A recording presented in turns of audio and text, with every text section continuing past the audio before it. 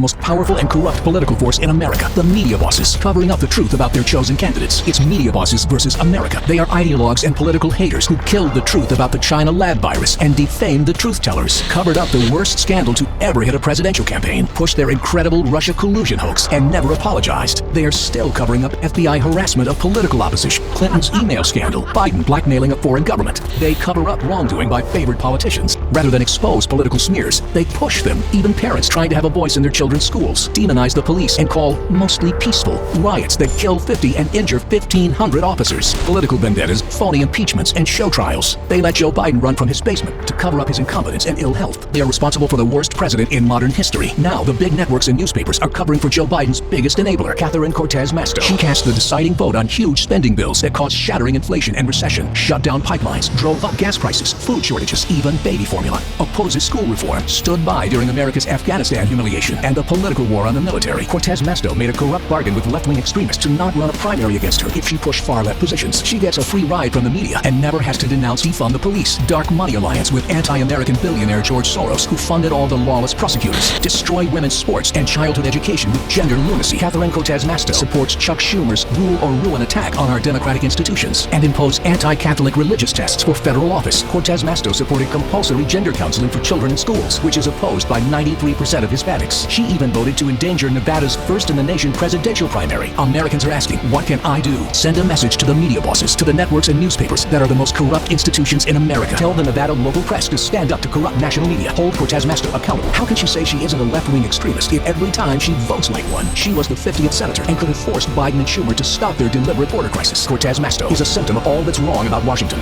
Why did Cortez-Masto go to the big city and forget the people who sent her there? Defeat liberal extremist Cortez-Masto. Volunteers of Freedom Insurance responsible for the content of this advertising.